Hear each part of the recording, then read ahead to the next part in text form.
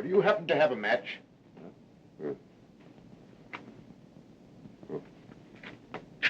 Say, where you come from? This building is closed. Thank you. We'll have you the correct time. It is just 9 o'clock. Oh, thanks very much. Still, I don't understand.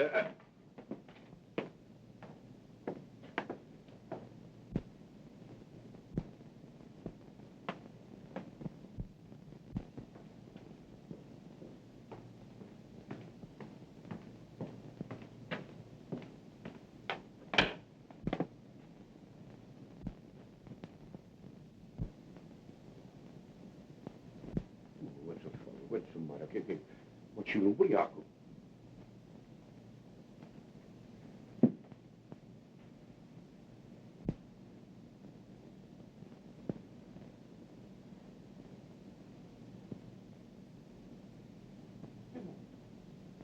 Dio morto.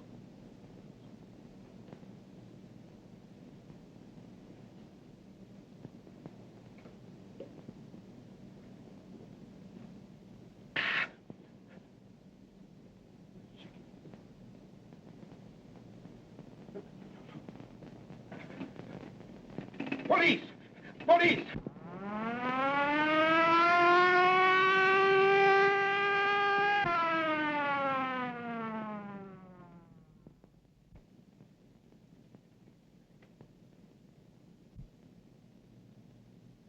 Death was caused by strangulation, Inspector. The murderer had powerful hands, and he knew what he was doing. How long has he been dead? I should say about an hour. What's your name? Luigi Bacigalupa. All right, Louis. What do you know about this? Me? I don't know nothing. I only know what I say over the phone. Well, let's have your story. Well, I knew something terrible was going to happen tonight. So you knew something, huh? Oh, Mike, what's excitement? Why, there's been a... Oh, yeah. I see.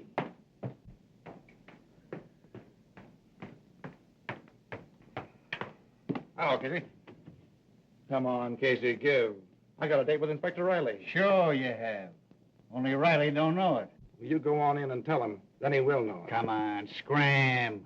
Now, you know Riley always lets me in on a murder. How'd you know this was a murder? Easy.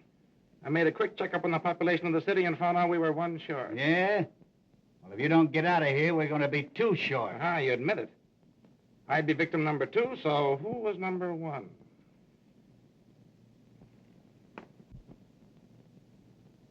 Garfield. Garfield. Where did I read something about him today? Now listen here. I remember. The Garfield Investment Company was petitioned into bankruptcy this morning. Another stockbroker got in the way of all flesh. Another stockbroker? Say, Casey, run in and tell Riley I gotta see him. I got a clue. But, Come on now, Casey, come on. right. I'm sorry, sir, but that Burton guy from the Chronicle is outside. You mean inside? Now listen. All right, Casey. All right, boy. What are you doing here, Burton? Well, you know I always tag along with you on all your unsolved murders. I just thought I'd come along to see that you didn't break the record. Is that so? Well, don't break anything on this story till I tell you to, or there'll be trouble. Ah, you know me. All right, Casey.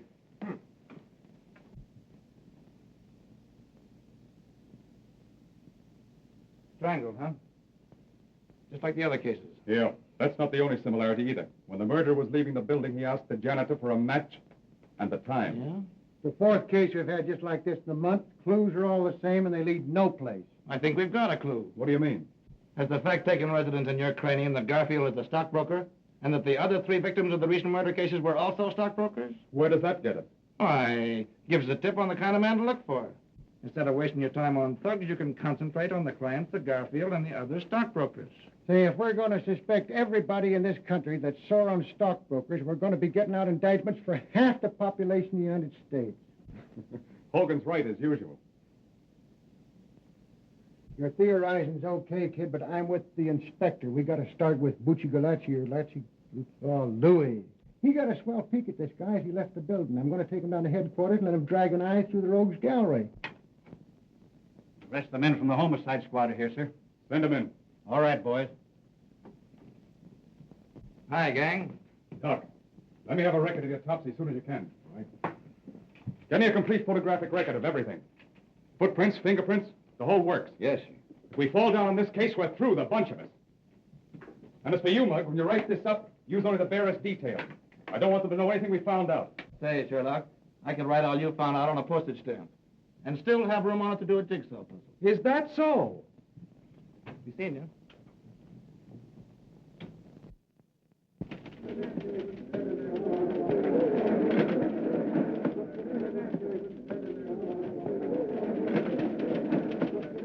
And that the opening of the opera season was a brilliant success is shown by the number of socially and financially prominent people who attended. The beautiful Mrs. Leland Gray Switzer lent a charming presence and was attired in a severe white evening gown covered by an ermine wrap. The lovely Miss Myrtle Hempstead was there also, and she wore a Running gown... pants, football cleats, and a spray of rhubarb. And a good time was had by all, because that worthless reporter from the Chronicle favored the gathering by his absence. As to what he was wearing, he was just wearing on everyone.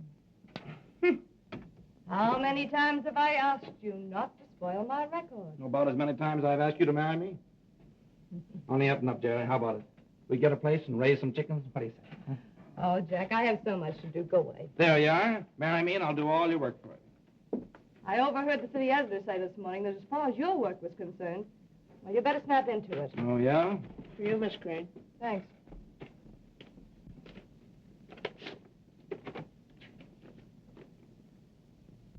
Love letter, huh? No, it's from Mother. Same old thing. Doctors, bills. I just can't seem to get anywhere. You're carrying too much of a load, kid. Why don't you let me help you? No, Jack. I couldn't do that. But if we got married, I'd have the right The right to let me saddle you with all my burdens. Is that it? Say, nothing connected with you could be a burden. You know I'm crazy about you. You've got enough on your shoulders looking after yourself, Jack. What's the matter? Don't you think I'm going to get any place? Not unless you settle down to some sort of serious work. You know, you can write a story with more punch and drama than anybody else in the game. Yet all you do is waste your time in sensationalism. Murders, kidnappers, frame-up, scandal. Well, these guys like Winchell don't do so bad. You're no Winchell, yes. Say, the only difference between me and Winchell is that he's been around more places than I have. But I'm catching up on him fast. Mm-hmm. Yeah. What do you think of the swell little murder we had last night, huh? Now, there you are. You would think that a murder were a show or something. Well, this one's going to be a show. It'll rock the town before it's through. Well, well, Philo Vance himself, in person. Good morning, Miss Crane. Good morning, Hogan. A little bit out of my precinct this morning, but I feel awful good just having solved the Garfield murder. You solved it. Why, you credit-snatching flatfoot. You know it was my idea to have the janitor look through the pictures in the morgue room. Say, if I hadn't agreed to Louis coming down to the Chronicle, what good would your hunch have been? You mean they've caught Garfield's murderer? Yeah, got him in jail now. Congratulations, Mr. Hogan. That was pretty quick work, wasn't it? But listen to me, they'd had that guy in the Hoosgow 6 hours sooner. Say, what's the matter with you? I come down here to tip you off to a scoop and you treat me like a relative or something. All right, how much is it going to cost me? That is outside my car and my next year's salary. No, I just wanted to see if you got the name right. Terrence Aloysius Hogan. All right, Hogan. You're not a bad guy. I guess you deserve a break. Yeah, spell that middle name right. It's Aloysius. Aloysius. Sure. How could I miss it? Aloysius. On the way down, I picked up a picture. Thought you might need it. Oh, yeah, I forgot about that. I could have got one from the morgue room, but probably there's a later picture. Yeah, that's a later one. It's, Say, what is this? I thought you were going to give me a picture of the murderer. Why, if we print this, they'll prosecute us for libel in the human race. Why don't you let Miss Crane run it in the society column? Be a sensation. Say, listen. When Riley hears about this, you won't get within 10 miles of the next murder. All this guy does is run around solving crimes and taking the credit away from the police.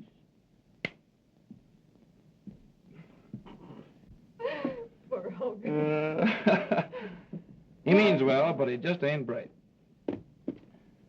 Say, kid, what do you know about this big shot Breen, anyway? You mean Jerome Breen? Yeah, that's the baby. He's been giving the socialites an awful play lately. It's more in your line than mine. Well, I haven't got time to look him up in the files just now. Let me see. He came to town about 2 years ago. Mm-hmm. Bought the Tucker estate. Yeah. Everybody likes him. He's given thousands of dollars to charity and all that sort of thing. Boy, what a yarn for the front page this'll make. What's Breen been doing to get himself on the front page? Oh, he's the guy that killed Garfield and a few others, probably. Why, Jack, that's ridiculous. Jerome Breen isn't the sort of man who would murder anyone. No? Well, Louis, the janitor, possibly identified him as the man who was prowling around the building the night Garfield was strangled. Have you seen Mr. Breen? What does he say? Sure, I was with the squad when they picked him up. Naturally denies it, they always do. Jack, I think it's terrible to arrest a prominent man like Mr. Breen on so little evidence. Yeah? Well, we're going to have a whole lot more evidence before we get through. Now I see it. Just because you and the police department have a lot of unsolved murders on your hands, you're going to pin it on a man who's done more for this city than all the police and the newspapers put together. Say, why are you so hot for this fellow Breen, anyway? Because I know all the good he's done. His donation to charity, orphanages, hospitals. Yeah, that's the new gag nowadays. Charity covers a multitude of murders. It says here the man the janitor identified spoke to him, right? Right. Well, perhaps you're forgetting the fact that Jerome Breen is both deaf and dumb. No, I know all about that. I interviewed him once. I had a hunch that he could do something with those hands besides talk with them. Jack, can't you see how your work is warping your mind? Why, all you're becoming is a trafficker in ruined reputations. Yep, me and Simon McGree. You see? It all comes back to what I said in the first place. We're always arguing. We can never agree on anything. The only thing for us to do is to get married. With your cruel attitude towards people, I wouldn't marry you if you were the last man in the world. Baby, if I were the last man in the world, I'll say you wouldn't marry me. You'd be run over in the stampede. Why, you...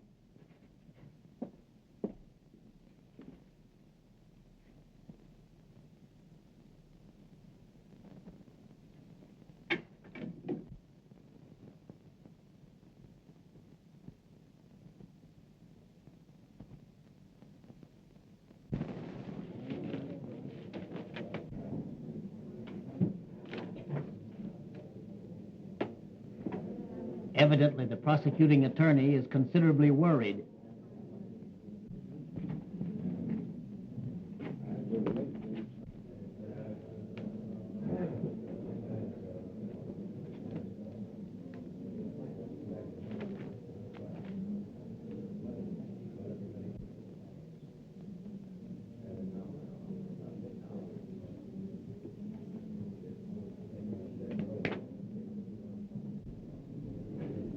Mr. Breen says that if the prosecuting attorney has any hopes of winning the case, he should be worried.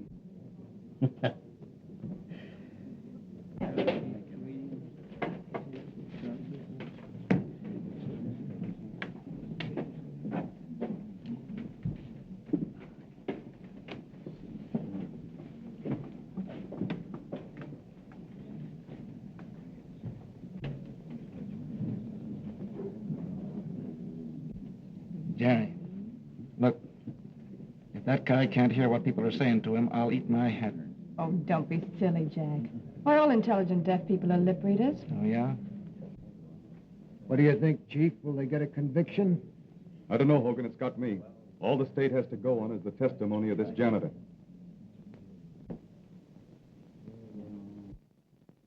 And every woman in town believes he's innocent.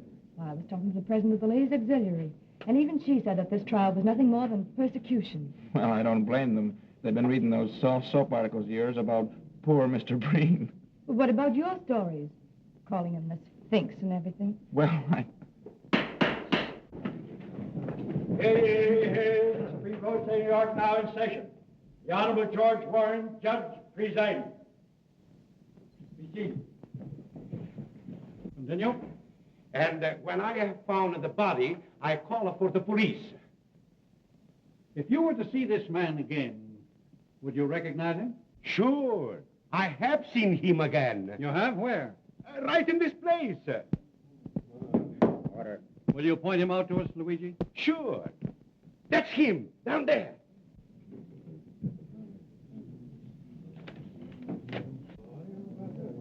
Order. You're quite sure that you couldn't be mistaken?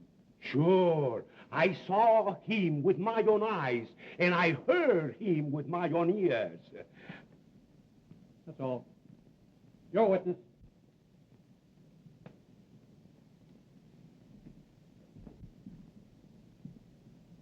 Mr. Bacigalupi, have you ever had hallucinations?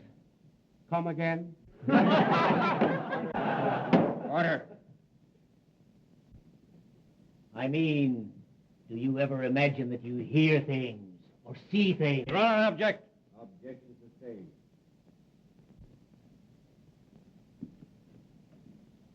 Mr. Bacigalupi, you are positive that you heard Mr. Breen speak to you? Yes, sir. Suppose I should prove that it would be impossible for Mr. Breen to speak. Was you there? Order. What would you say if I tell you that we're going to prove that Mr. Breen is deaf and dumb? I say you were a screwy. Order.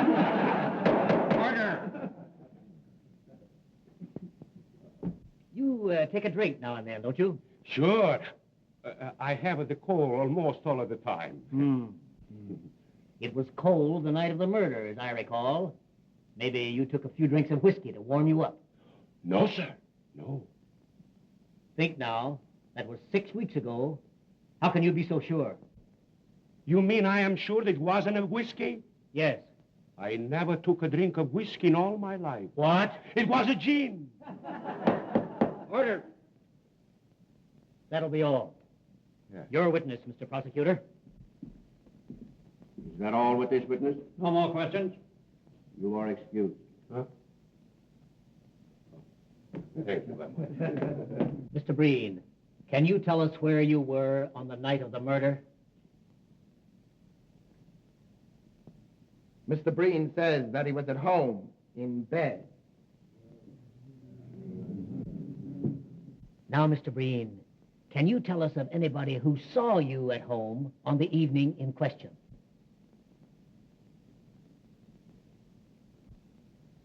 Mr. Breen says that I was at his house at the time. All right, Mr. Jenks. We'll get your testimony later. That will be all, Mr. Breen. You're a witness. You see, if Mr. Breen weren't innocent, he could have hired a flock of witnesses to prove an alibi. Yeah? And if he's the shrewd boy I think he is, that's just what he wouldn't do. Oh, Jack, I'm surprised at you. Why, this is the flimsiest evidence I've ever heard given in a murder trial. I don't give a hang about the evidence. I tell you, Louis is right. If this guy is acquitted, we're going to have some more murders. Oh, ridiculous. Your name? Augustus Calvin, Your profession? physician and surgeon. Dr. Calvin. Doctor, have you examined Mr. Breen, the defendant? I have. Did you discover any abnormality in his physical structure?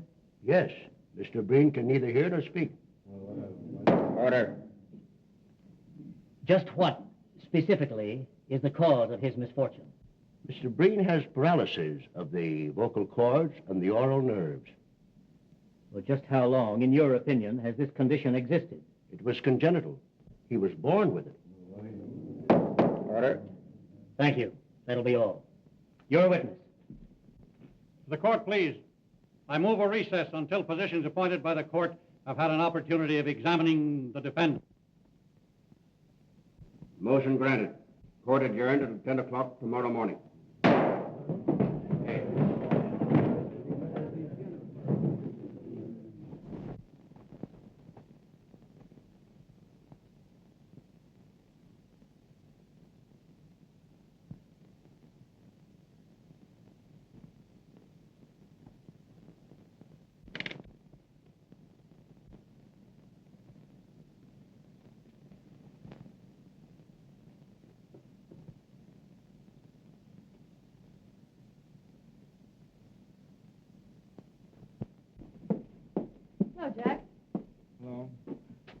I'll bet you're enjoying that more than any story you ever wrote.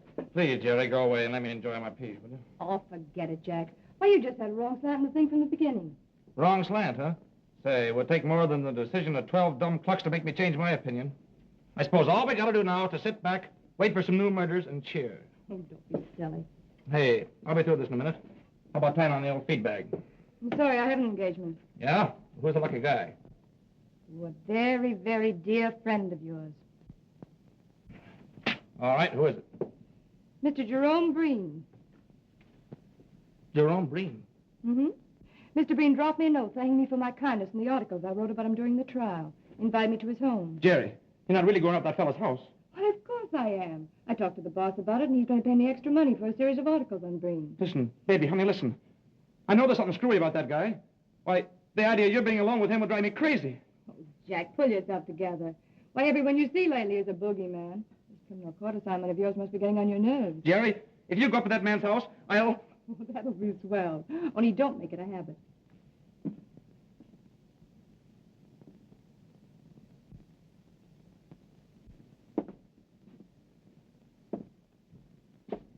You, Mr. Burton?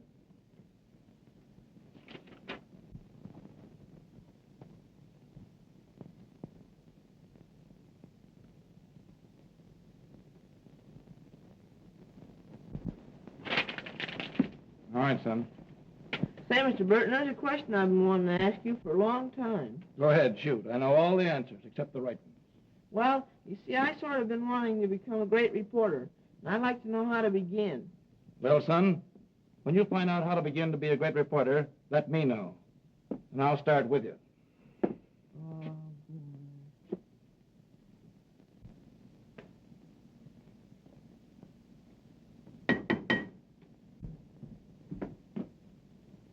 How do you do? How do you do, Miss Crane? Won't you come in, please?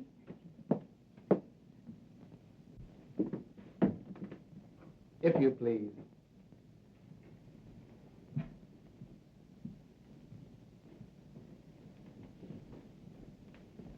It was so good of you to invite me, Mr. Breen.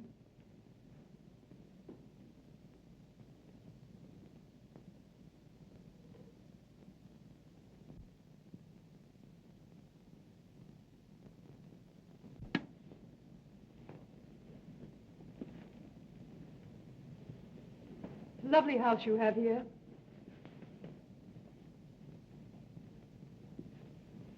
Mr. Breen says that the house is far lovelier for your presence.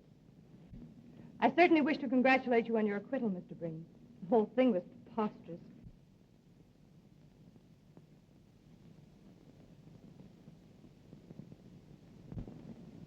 Mr. Breen says that your articles in the Chronicle were more effective than anything else in showing how preposterous the accusation really was. My. If these compliments continue, I'm sure I'm going to be so conceited I won't be able to write a good interview.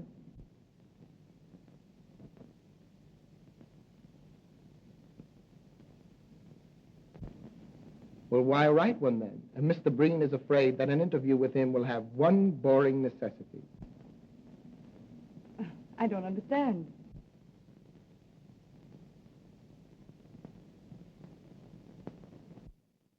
You will be compelled to talk about him when he feels it would be much more interesting to talk about you. You know, Mr. Breen, an interview always begins in the same way. Where were you born? Mr. Breen has jotted down some of the facts of his life that might be of interest to your public.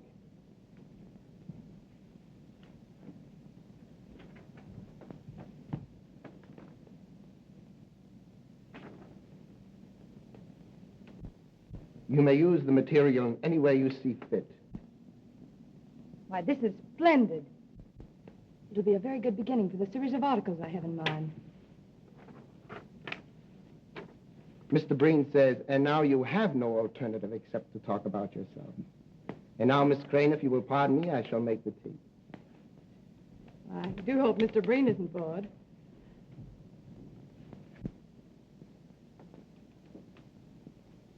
Hey, Tony, Yes, Lloyd. fill him up again. This, 3 points and 2 feet. Pretty good, eh? Okay, Lloyd.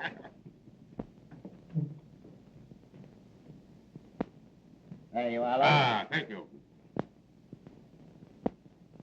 Hello, Louis. Hello, Mr. Burton. Well, when'd you give up drinking gin? Me first drink the wine, then the prohibition she comes, and me and all the good American citizens drink the gin. Then the laws, he says, we must drink the beer. So me, Luigi Bacigalupe, drink the beer. Have one on me, huh? No, thanks. I'm not drinking. Kind of worried. What are you worried about? I am worried too. What do you got to be worried about? I am worried how I am going to get out of here. What do you mean? See, it's like this. I eat the pretzels, then I get thirsty. I drink a glass of the beer, and when the glass of the beer goes down, I get hungry again, then I eat the pretzels, and I wonder, worry, what is going to be the end. Yeah, that's tough, all right. Hey, listen, Louis. Yeah, Are you dead sure it was Breen you were talking to the night of the Garfield murder? that's what I say in court, isn't it? Yeah, I know, old man, but nobody seems to believe you. Now, after all, you know, you were drinking pretty heavily that night, weren't you? You might have been mistaken, huh? Say, Luigi Bacigalupe only make one mistake in his life, and I marry her. All right, now cut out the Second Avenue comedy stuff, will you? And listen to me. Maybe you did have one drink too many, huh? Maybe you were seeing things, huh? Say, a few shots of gin means to me as much as a glass of milk means to you. I was brought up in it. I mean, the gin, not the milk. But man alive, how could it have been Breen you were talking to if he couldn't talk? Say, this is the last time I'm going to speak to you about this. I know what is what, and I know what is what not. If I have to decide, and what judges and lawyers and the like, and what I see with my own eyes, I stick to what I see with my own eyes. Say, that guy Breen is a bad egg. And anybody that gets mixed up with him is going to be in trouble sooner or later. Maybe sooner.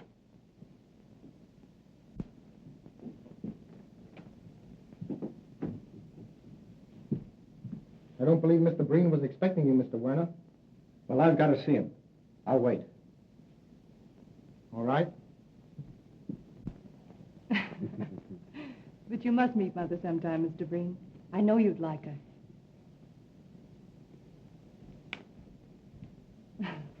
Mr. Werner's calling. Oh, I had no idea it was so late. I simply must be going.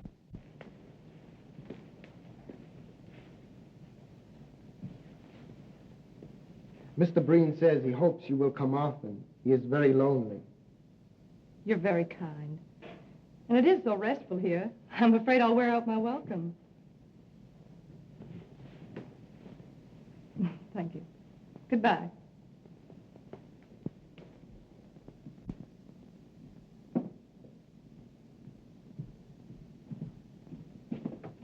Good afternoon, Miss Crane. Goodbye. I think Mr. Breen will see you now. You bet he'll see me. If he knows what's good for him.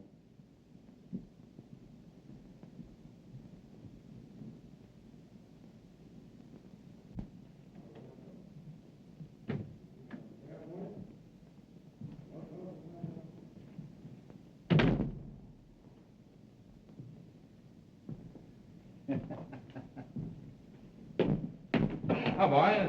Hello, Hogan. Rally in. Yeah, he's in. You better stay out. What's the matter? Hydrophobia. Ah, well, he's always glad to see me. Hey, listen, you. Did you hear what I said?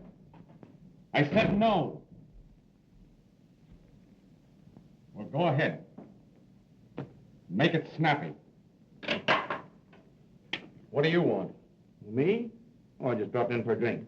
You know better than to drop into a police station for a drink? I don't know what this country's coming to when a guy can't get a drink in a police station. Come on, Scram, I'm busy. That's all right. You're not bothering me. See where your girlfriend Jerry's playing around with your old pal Breen. Yeah, that's what's got me worried. Why don't you do something about it? I can't, Jim. I've talked to her till I'm blue in the face, but you know how a dame is. The more you knock a guy, the more she's for him. I'm sorry for you, kid, but I get grief of my own. I'm not in so strong with the police commission. Hey, Chief, there's a Mr. Werner here to see Burton. Werner? To see you? Oh, yeah, I forgot to mention it. I told him to meet me here. Say, what do you think this place is, a reception room? Listen, Jim, this guy may have a clue on the Breen case. He called me at my office, but I couldn't see him there on account of Jerry. Well, It's about the reward that my boss offered on the Garfield case, see? I wanted to hear him in case he has anything important to say. And what am I supposed to do? Play stenographer and take down a report of the conversation? No, you go in the other room and listen. I don't think a full view of that mug of yours will make anybody inclined to talk. Oh, is that so? Show him in, Casey. Huh?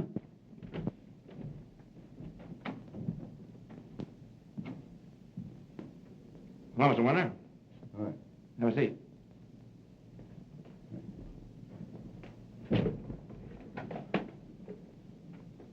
I hope you don't mind my asking you to come here, but you see, there are reasons why I couldn't have you at the Chronicle.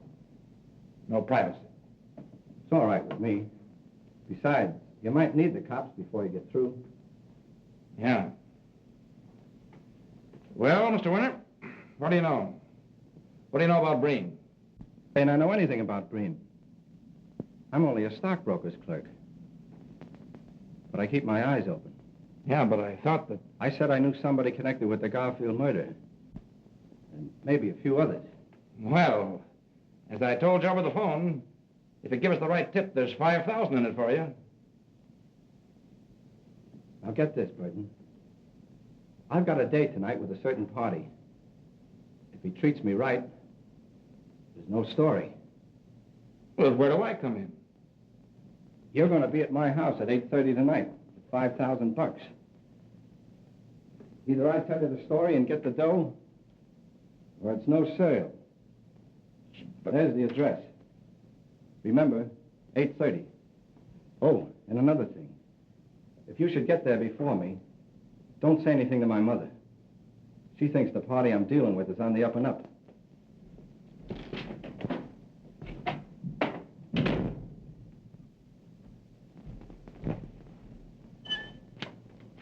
Well? We'll be there tonight at 8:30.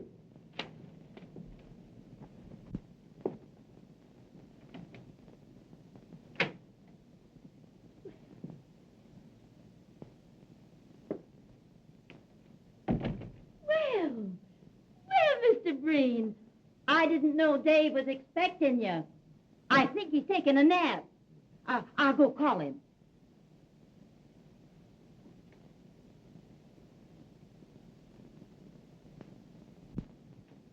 Oh, yes, upstairs.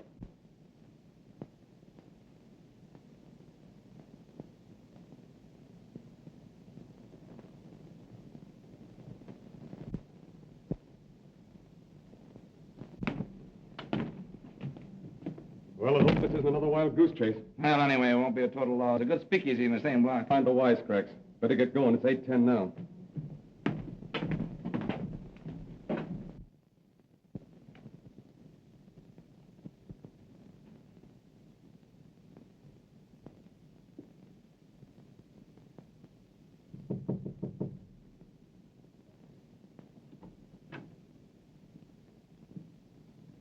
Mrs. Werner, do you happen to have the correct time?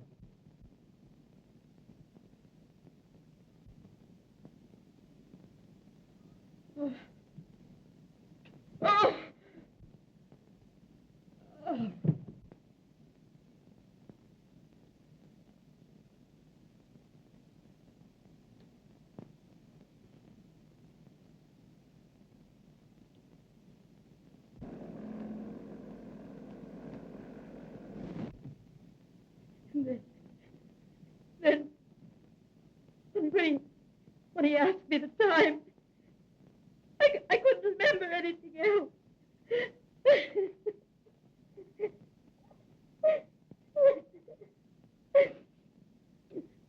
Oh, let me go up to him. No, you mustn't do that, Miss Werner, please.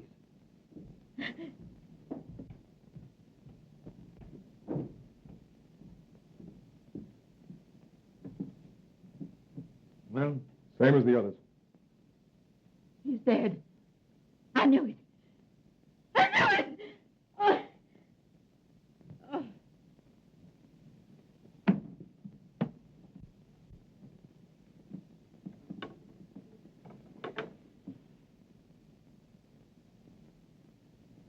What are we going to do? Undoubtedly Werner knew Breen's secret. That's why Breen did away with him. Yeah, that's right. We're going to that skunk's house. Hey, what about her? We'll take her to the neighbors. Come on.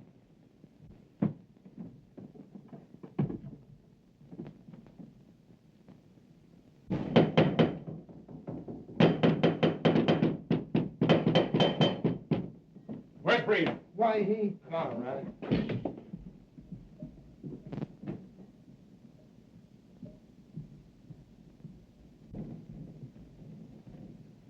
Get up, Breen.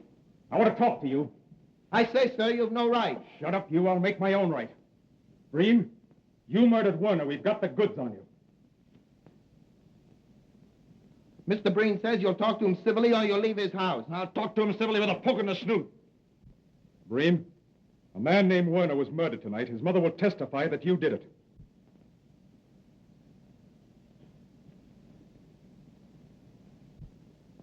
Mr. Breen says, why don't you arrest them again and make yourselves the laughing stocks you were in the Garfield case? Why, you... If you're innocent, how do you explain the people who will identify you as the man on the scene of the crime?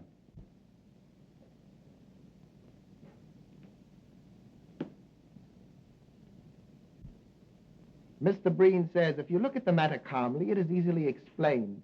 The watchman on the Garfield case was obviously drunk and might have identified anyone. And Mrs. Werner, after her son was murdered, probably had an hallucination caused by what she'd been reading in the papers.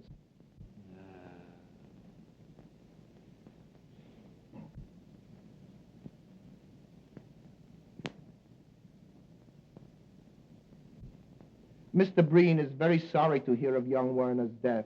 He liked the boy immensely, and he will do all he can in order to help to bring the murderer to justice. Thanks. Breen, where were you tonight at 8:30? Mr. Breen has had a very bad cold. He lay down at 6 o'clock and slept until the gentleman wakened him. Uh-huh.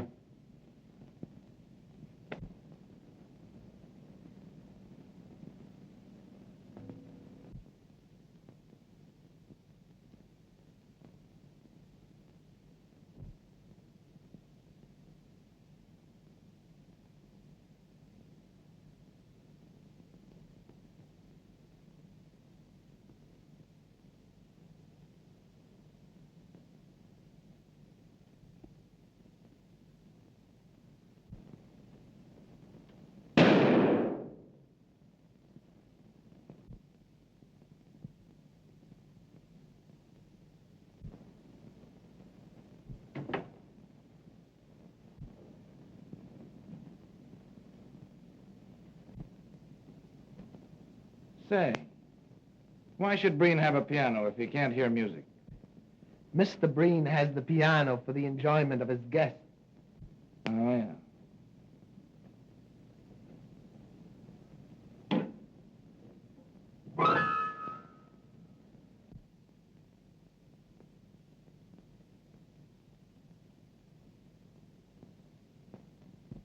Come on, Jack. There's nothing else for us to do here. Good night, Mr. Breen. I'm sorry we disturbed you.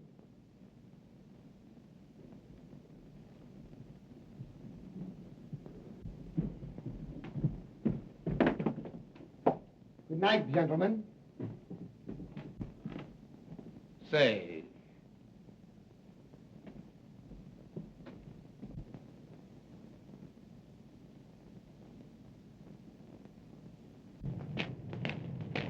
what do you make of it, Jim? I'd like to know how he could hear that piano when I couldn't get a tumble out of him firing off a gun. What makes you think he could hear me at the piano? I was watching him. He heard you all right. Where does that get us? It gives me an idea. I'm going to sleep on it, and if I feel the same way in the morning, I'm going to the squad over here for a showdown. Yeah, but Chief. See me at my office at 9 o'clock in the morning. Well, listen, can't you give me a tip of some kind? Don't want to discuss it. That's all I've got to say. Well, now, listen, you know, I've been...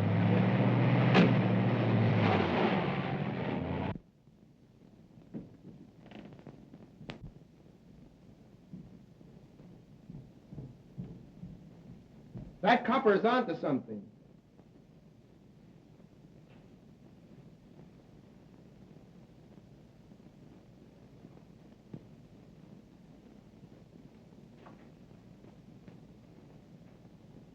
I also found out that reporter guy is sweet on the Crane dame. If you don't look out, you're going to spoil a swell racket just on account of a skirt.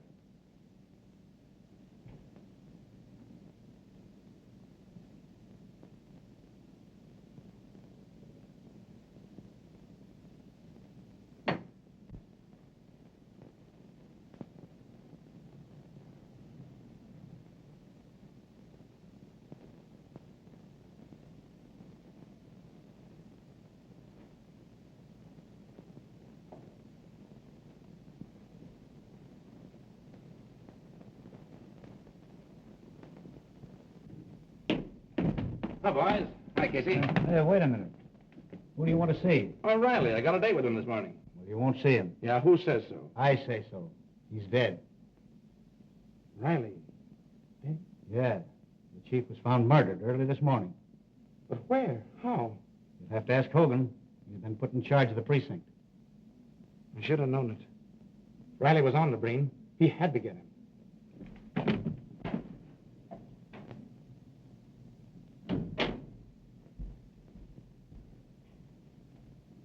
Hogan, how did it happen? Tell me about it. Riley's wife found him in bed, 7 o'clock. Strangled like the other guys. How could the murderer get to him? Easy. Alleyway and a fire escape leading to his bedroom window. Now I know it's Breen. Yeah? What are you going to do about it? Can't get anything on him.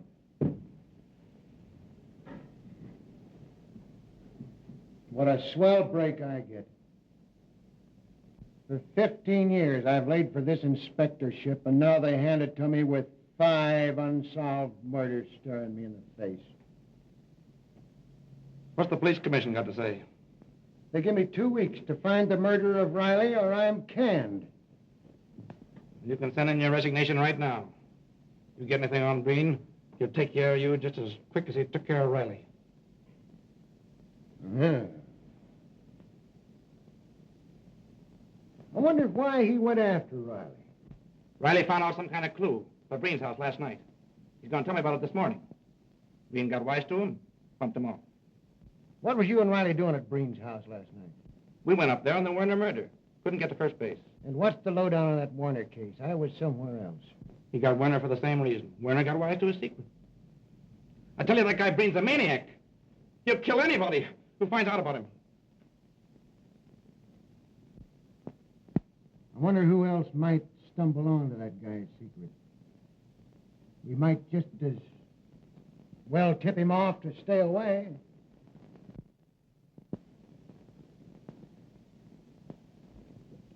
Jerry Crane. What about her? I mean, she's been seeing Breen all the time. She might stumble onto his secret. I thought she was your girl. She used to be until this guy started working on her, hypnotizing her. I gotta do something. Say, wait a minute. Let me talk to her.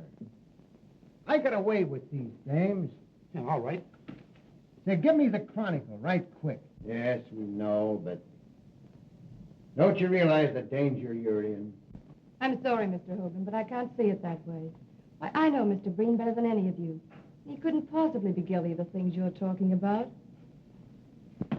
But, Jerry, dear, don't you understand? We've been working on this thing. We can see things you can't. Jack, you should know better. When people go snooping around with wild ideas in their mind, the first thing you know, they begin to believe them. As a matter of fact, you're asking me to believe the rottenest things about one of the finest men I've ever met. We're not asking you to believe a thing. All we want you to do is to stop associating with Breen. What do you mean, associating with Breen? Well, everybody's been talking about it. It's even been in the newspapers. All these visits you've been making to his house. Which only means that the gossipers and columnists in the other papers are following in the footsteps of Mr. Burton of the Chronicle. You're very foolish. Risking your life for a woman's whim. Why, this is no whim, and Jack knows it very well.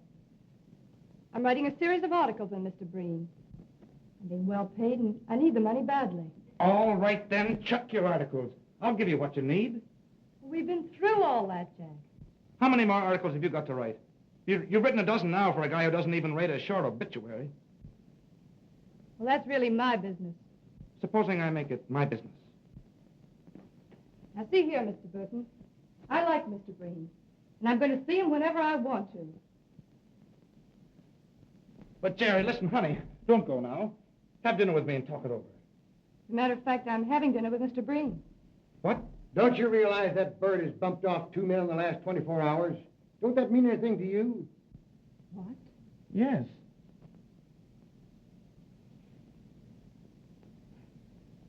No more than it would to Jack or any other reporter covering an assignment. Even if it were true. But, Jerry... Oh, I'll tell you what I'll do. If it'll make you feel any better, I'll ask Mr. Breen not to murder me. But, Jerry, listen, supposing you should stumble onto his secret. I won't, my dear. I'll pick my steps.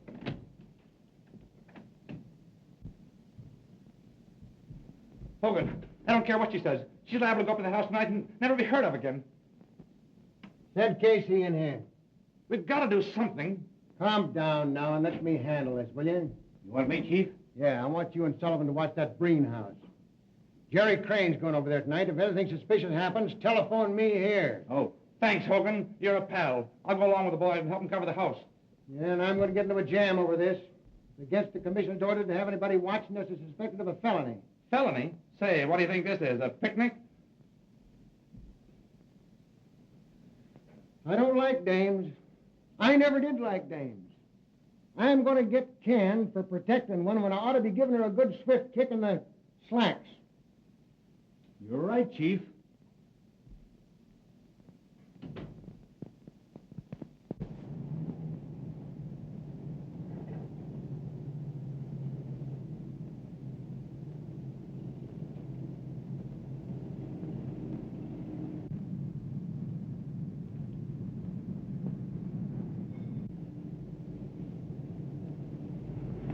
Is that the Crane dame just went in the house? Yeah, I was talking to Burton when she went by. Just our luck. She's a good-looking dame. We're liable to have to wait here for hours. Well, it's Hogan's orders. We better keep circling the block.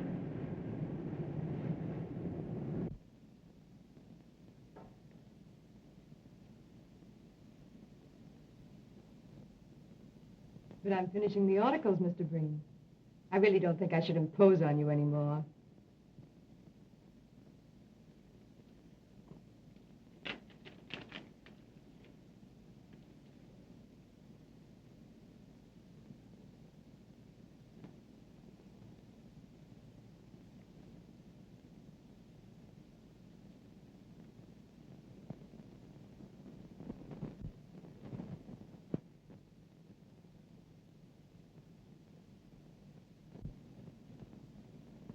I can't see any reason why I should stop coming up here. You seem like an old friend whom I've known for years.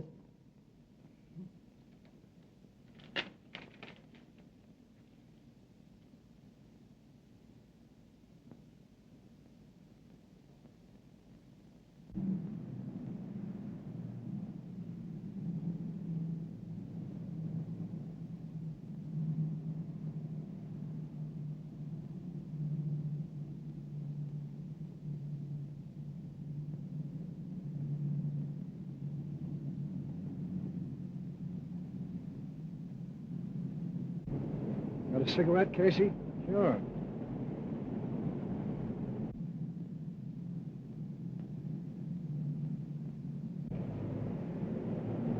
Better walk on. I got a hunch that guy spotted us. Well, so long. So long.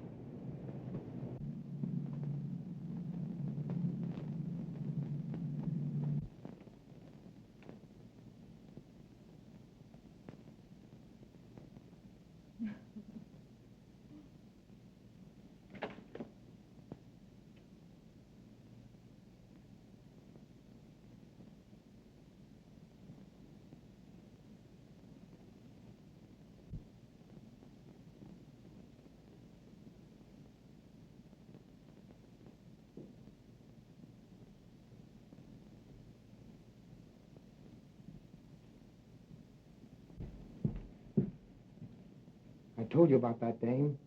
There are a couple of dicks outside watching the house.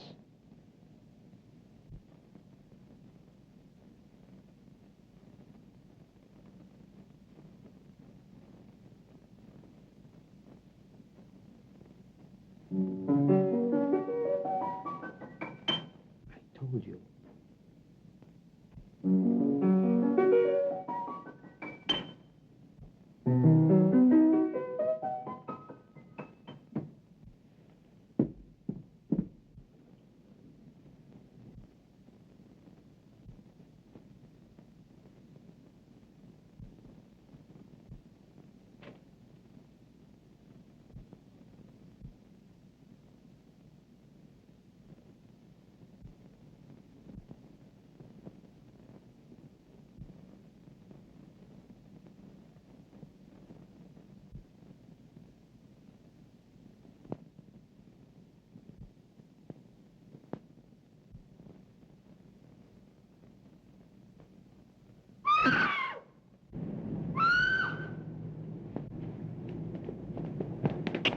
Phone Hogan. Come on, Casey. Quick.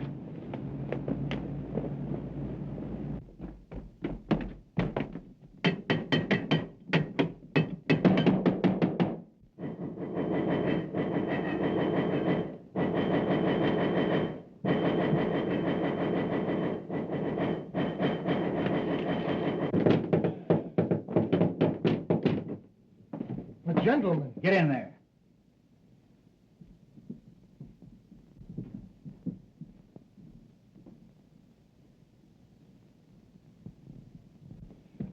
Where's Jerry Crane? Now listen here, You shut up. What have you done with her? Casey, I'm going to search the house. Keep these two birds covered. Right.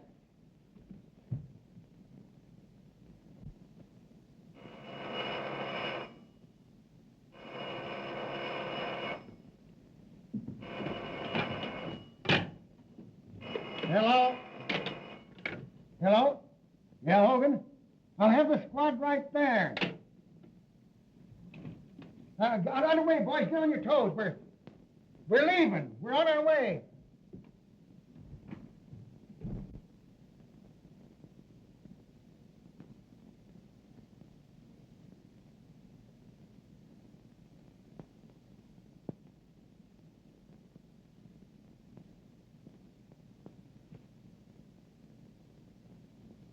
Say, do you think I'm going to believe any of that junk you've been writing?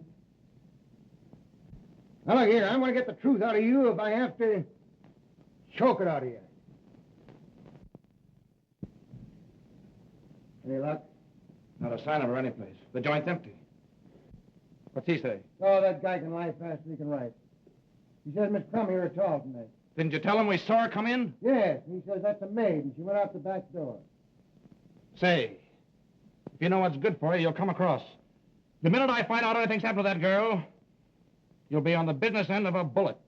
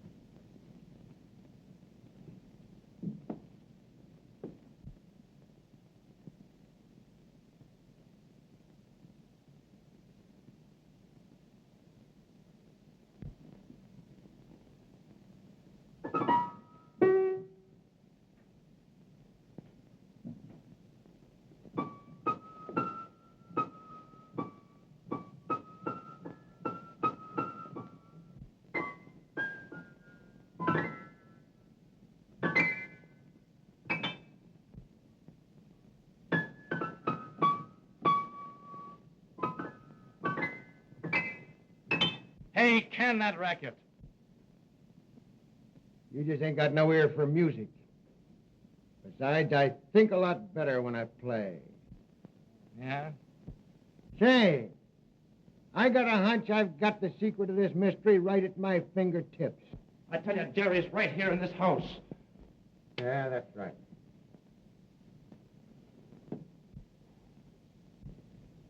Say, didn't Riley say something about getting a clue around here? Yeah, he said something about Breen being able to hear the piano. Yeah.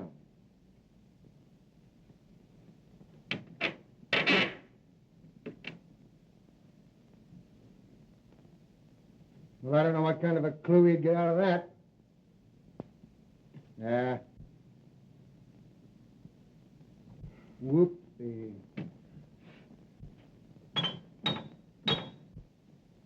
Look!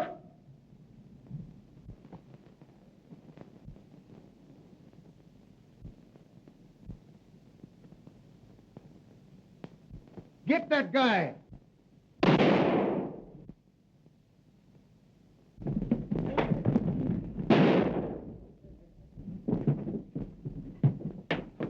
Jerry. Take it easy.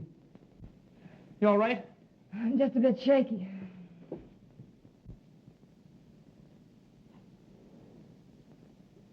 Yeah, you take it easy there, boy. Oh, I told you not to trust this fellow, didn't I? Thought you said she wasn't here. The other guy's dead, Chief. Yeah? Watch him.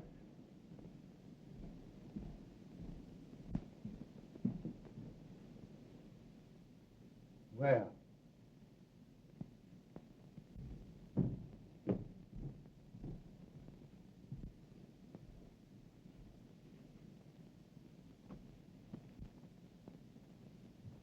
They're just like as two peas in a pod. They can't both be deaf and dumb. I wonder which one of them we plugged. Hey, can you talk or can't you? Now, I'm going to tell you right now, I won't believe a word you say. All right, gentlemen. I'm ready to talk.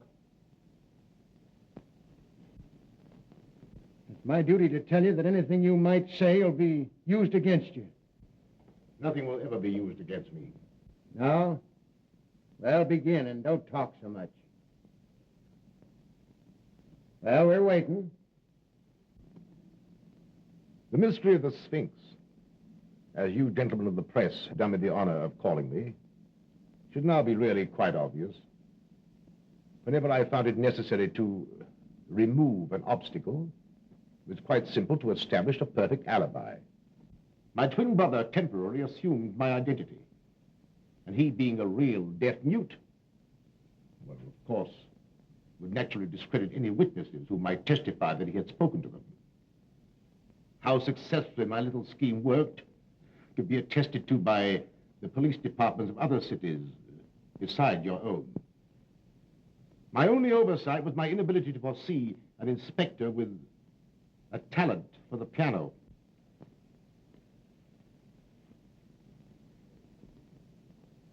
So you admit that you got Garfield, eh? Unfortunately, I did. I formed a stock pool with 4 other brokers with Garfield.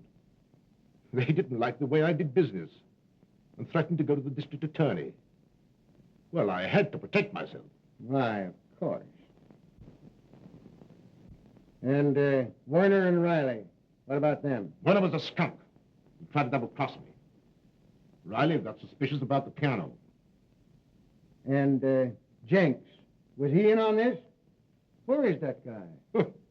Jenks is miles away by now. Suppose you ask him.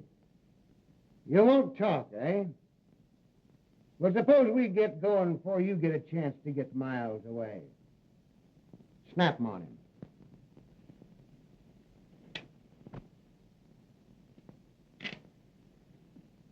All right. I'm ready. No.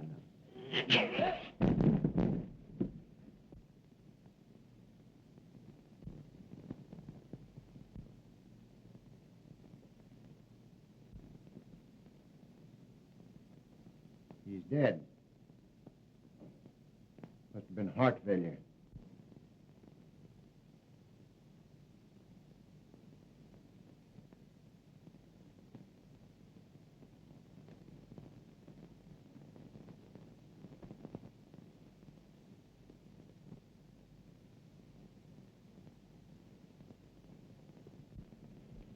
There you are.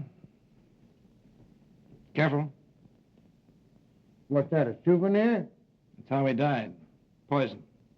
What are you trying to do, kid me? It's a medieval poison ring. If you press it right, the plunger comes out and picks the finger. Oh. You know, I suspected something like that all the time. Yeah. Sullivan, take care of that, will you? And, Jack, I guess I've been pretty stupid. Well, I'll let it go this time, but from now on, I'm wearing the brains in this family. This family? Aren't you working a little fast? You bet I am. We're getting married. I'm going to raise chickens. You're going to raise... How about it, Mama? All right, boys, I'll see you pretty quick. You take care of it. Oh, excuse me. All right, all right. Well, Inspector, I guess you'll keep your job after all, huh? Yeah. I'll keep the job. And you all laughed when I sit down at the piano.